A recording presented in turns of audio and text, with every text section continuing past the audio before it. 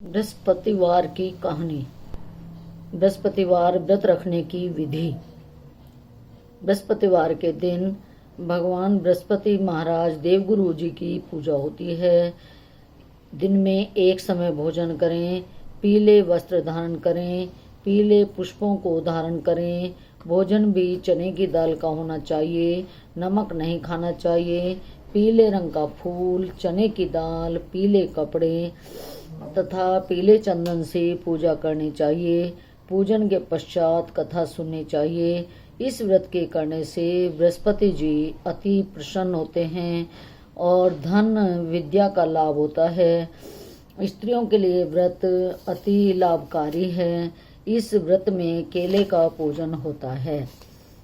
अब बृहस्पतिवार व्रत की कथा। 2 भाई बहन थे। बहन बृहस्पति जी के व्रत करती थी और बृहस्पति जी आते थे। 4 लड्डू चांदी का एक कटोरा देकर चले जाते। बहन लड्डू खा लेती, कटोरा कोठरी में रख देती थी। बंधुओं पहले कोठरी ही होती थी, बैंक वगैरह तो नहीं होते थे। एक दिन भाभी ने कोठरी खोल के देखा तो कोठरी चांदी की वजह से जगमग हो रही थी। तो भाभी को बड़ा आश्चर्य हुआ और उसने अपनी पड़ोसन से कहा कि कोठरी चंदन के कटोरों से भरी पड़ी है, मेरी नंद कहाँ से लाई है। पड़ोसन बोली, यह बात अपने आदमी को बताना। तो लड़की की भाभी बोली, आदमी तो नहीं सुनता। कहने लगी, तो कुछ उल्टा सीधा कर देना जिससे वह तेरी बात को सुनेगा। दूसरे दिन दाल का चमचा भात में और भात का दाल में दे दिया। भाई बोला, पागल हो रही है क्या? भाभी बोली, पागल मैं नहीं हो रही, तुम्हारी बहन हो रही है। पता नहीं चांदी के कटोरे कहाँ से लाती है। कोठरी तो जगमग हो रही है, इसे घर से निकाल दो क्योंकि यह हम पर लांछन लगा कर जाएगी। भाई बोला, ठीक है, मैं ऐसा ही करता हूँ। भाई अपनी बहन से बोला, जीजी चलो मामा के घर चलते हैं। बहन बोली, मामा के तो चलूंगी पर आज बृहस्पतिवार है। रास्ते में जहाँ भी केले का पेड़ और मंदिर मिले वहाँ मुझे उतार देना। भाई बोला, अच्छा उतार दूंगा। जंगल में जाकर देखा तो केले का पेड़ और मंदिर भी है तो वहाँ रुक गए और बहन को उतार दिया। उस दिन बृहस्पतिवार का ही दिन था। बहन ने केले की पूजा की, कहानी कही। बृहस्पति महाराज आए, 4 लड्डू चांदी का कटोरा देकर जाने लगे। तो भाई पेड़ के पीछे छिपकर यह सब देख रहा था। उसने आकर बृहस्पति देव के पैर पकड़ लिए, बोले, गुरुदेव मेरे अपराध क्षमा कर दो।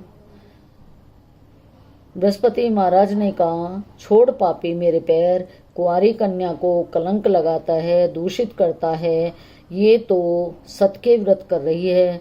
इसे चांदी का कटोरा मैं देकर जाता हूँ। इसको विदा करने की, इसकी विवाह की, शादी की फिक्र मत करना। बहन को लेकर वह आ गया। भाभी दरवाजे पर खड़ी देख रही थी। बोली, फिर तू इसे ले आया? बोला, मेरी बहन से कुछ मत कहना, मेरी बहन तो बृहस्पति जी के व्रत करती है। बृहस्पति जी महाराज ही इसे चांदी का कटोरा देकर जाते हैं। तो भाभी बोली, मैं देखूंगी इसकी बृहस्पति व्रत की परीक्षा मैं लूंगी, इसके बृहस्पति महाराज की परीक्षा मैं लूंगी। सारी नगरी में वह बोल आई, अपने अपने बच्चों को लेकर आ जाना, मेरी नंद बृहस्पति के व्रत रखती है। सबको 4-4 लड्डू और चांदी का कटोरा मिलेगा। अब तो लड़की को बड़ी चिंता हुई। वह एक टांग पर खड़ी होकर बृहस्पति जी से प्रार्थना करने लगी, हे बृहस्पति महाराज, मेरी लज्जा रखना। 3 बार प्रार्थना की तो बृहस्पति महाराज आए और सबको 4-4 लड्डू चांदी का कटोरा देकर चले गए। हे बृहस्पति महाराज, जैसे तुमने उस लड़की की लज्जा रखी ऐसे ही हम सब की लज्जा रखना। बोलिए बृहस्पति महाराज की जय। अथ बृहस्पति महाराज की दूसरी कथा। एक दिन इंद्र बड़े अहंकार में अपने सिंहासन पर बैठे हुए थे। बहुत से देवता, ऋषि, गंधर्व, किन्नर आदि सभा में उपस्थित थे।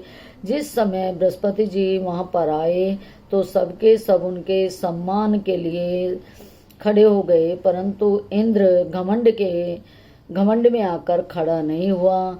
यद्यपि वह गुरुदेव का सदैव आदर किया करता था, लेकिन आज उसे अहंकार हो गया था। बृहस्पति जी अपना अनादर समझते हुए वहां से चले गए। तब गुरुदेव के जाने पर इंद्र को बड़ा शोक हुआ। वो विचार करने लगा, देखो मैंने गुरुजी का अनादर कर दिया, मुझसे तो बड़ी भारी गलती हो गई। गुरुजी के आशीर्वाद से तो मुझको यह सब वैभव मिला है, उनके क्रोध से यह सब नष्ट हो जाएगा, इसलिए उनके पास जाकर उनसे क्षमा मांगनी चाहिए। ऐसा सोचकर इंद्र गुरुदेव के पास जाने के लिए विचार करने लगा। इंद्र गुरुदेव के घर जाने निवास स्थान पर जा ही रहा था कि बृहस्पति जी ने अपने योग बल से जान लिया कि इंद्र क्षमा मांगने के लिए आ रहे हैं। तब वे क्रोधवश उससे भेंट करना उचित न समझकर अंतर्ध्यान हो गए। जब इंद्र ने बृहस्पति जी को घर पर न देखा तब निराश होकर लौट आए। दैत्यों के राजा वृषपर्वा को यह विदित हुआ, पता चला कि बृहस्पति महाराज इंद्र से रुष्ट हो गए हैं, तो उसने अपने गुरु शुक्राचार्य की आज्ञा लेकर इंद्रपुरी पर आक्रमण कर दिया। गुरु की कृपा न होने के कारण देवता हारने व मार खाने लगे। तब उन्होंने ब्रह्मा जी को विनय पूर्वक सब वृतांत सुनाया और कहा, महाराज दैत्यों से किसी प्रकार बचाइए। तब ब्रह्मा जी कहने लगे, इंद्र तुमने बहुत बड़ा अपराध किया है, जो अपने गुरु को क्रोधित कर दिया। अब तुम्हारा कल्याण इसी में हो सकता है कि त्वष्टा ब्राह्मण के पुत्र को गुरु बना करके यज्ञ करो, तब तुम्हारा कल्याण होगा। त्वष्टा ब्राह्मण का पुत्र बड़ा तपस्वी ज्ञानी है, उसे ही अपना पुरोहित बना लो और यज्ञ करो। यह वचन सुनते ही इंद्र त्वष्टा के पास गए और बड़े विनीत भाव से त्वष्टा से कहने लगे, आप हमारे पुरोहित बनने की कृपा करें, जिससे हमारा कल्याण हो। तब त्वष्टा ने उत्तर दिया कि पुरोहित बनने से तपोबल घट जाता है, परंतु तुम बहुत विनती करते हो, इसलिए मेरा पुत्र विश्वरूपा पुरोहित बनकर तुम्हारी रक्षा करेगा। विश्वरूपा ने पिता की आज्ञा से पुरोहित बनकर ऐसा यत्न किया कि हरि इच्छा से इंद्र वृषपर्वा को युद्ध में जीतकर अपने इंद्रासन पर स्थित हुआ। विश्वरूपा के 3 मुख थे। एक मुख से सोमवल्ली दत्ता का रस पीते थे, दूसरे से मदिरा पीते थे, तीसरे से अन्न आदि भोजन करते थे। इंद्र ने कुछ दिनों उपरांत कहा कि मैं आपकी कृपा से यज्ञ करना चाहता हूँ। तब विश्वरूपा की आज्ञा अनुसार यज्ञ प्रारंभ हो गया। एक दैत्य ने विश्वरूपा से कहा कि आपकी माता दैत्य की कन्या है, इस कारण हमारे कल्याण के निमित्त भी एक आहुति दैत्यों के नाम पर दे दिया करो तो अति उत्तम रहेगा। विश्वरूप दैत्य का कहा मानकर आहुति देते समय दैत्य नाम भी धीरे से लेने लगे। इस कारण यज्ञ करने से देवताओं का तेज नहीं बढ़ा। इंद्र ने जब यह वृतांत जाना तो क्रोधित होकर विश्वरूपा के 3 सिर काट डाले। मद्यपान करने से भंवरा, सोमपल्ली पीने से कबूतर, अन्न खाने वाले मुख से तीतर बन गया। विश्वरूपा के मरते ही इंद्र का स्वरूप बदल गया। ब्रह्महत्या ने उस पर आक्रमण कर दिया, क्योंकि विश्वरूपा ब्राह्मण पुत्र था। देवताओं के 1 वर्ष तक पश्चाताप करने पर भी ब्रह्महत्या का वह पाप न छूटा, तो वह सब देवताओं के प्रार्थना करने पर ब्रह्मा जी बृहस्पति जी के सहित वहां आए। उस ब्रह्महत्या के 4 भाग किए, उनमें से 1 भाग पृथ्वी को दिया। इस कारण पृथ्वी कहीं कहीं ऊंची नीची और बीज बोने के लायक नहीं होती। ब्रह्मा जी ने धरती माँ को वरदान दिया कि पृथ्वी में गड्ढा होगा तो कुछ समय पश्चात स्वयं भर जाएगा। दूसरा भाग वृक्षों को दिया जो गोंद बन करके टपकता रहता है। इस कारण गूगल के अतिरिक्त सब गोंद अशुद्ध समझे जाते हैं। वृक्षों को यह वरदान दिया कि ऊपर से सूख जाने पर जड़ फिर फूट जाएगी। तीसरा भाग स्त्रियों को दिया। इस कारण स्त्रियां हर महीने रजस्वला होकर पहले दिन चांडालनी, दूसरे दिन ब्रह्मघातनी, तीसरे दिन धोबिन के समान रहकर 3 दिन अपवित्र रहकर चौथे दिन शुद्ध होती हैं और उन्हें संतान प्राप्ति का वरदान दिया। चौथा भाग जल को दिया जिससे फेन और शिवाल आदि जल के ऊपर आ जाते हैं।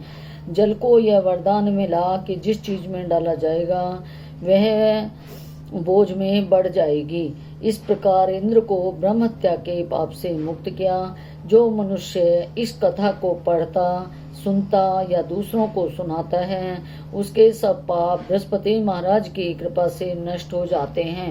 हे भगवान, हे बृहस्पति महाराज, जैसे आपने इंद्र पर कृपा करी ऐसी हम पर भी कृपा करना। बोले बृहस्पति देव की जय। ओम बृहस्पति देवा जय बृहस्पति देवा। छिन छिन भोग लगाऊं फल मेवा। ओम जय बृहस्पति देवा। तुम्हें पूरन परमात्मा, तुम्हें अंतर्यामी स्वामी, तुम्हें अंतर्यामी जगत पिता जगदीश्वर, तुम सबके स्वामी। जय बृहस्पति देवा। चरणामृत निज निर्मल सब पातक आरता स्वामी, सब पातक आरता सकल मनोरथ दायक, कृपा करो बरता। जय बृहस्पति देवा। तन मन धन अर्पण कर जो जन शरण पड़े प्रभु, जो जन शरण पड़े प्रभु प्रगट तब हो कर आकर द्वार खड़े। जय बृहस्पति देवा।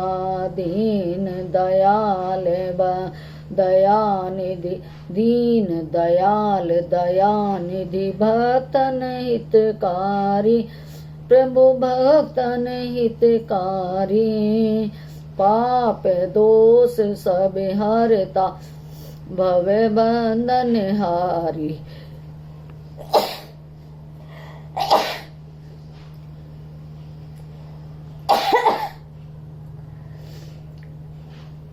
जय बृहस्पति देवा स्वामी, जय बृहस्पति देवा।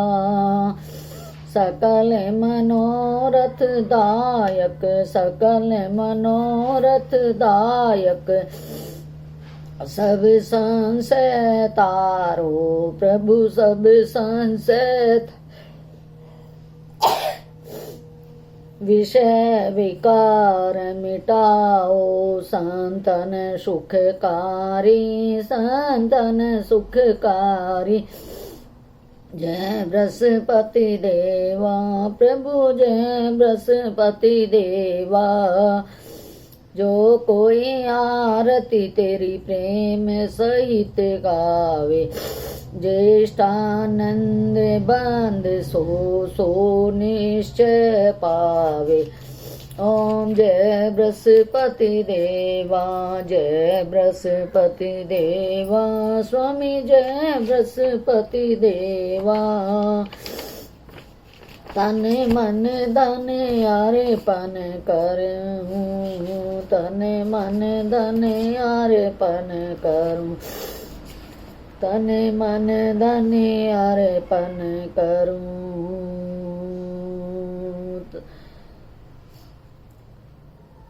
जय बृहस्पति देवा स्वामी, जय बृहस्पति देवा।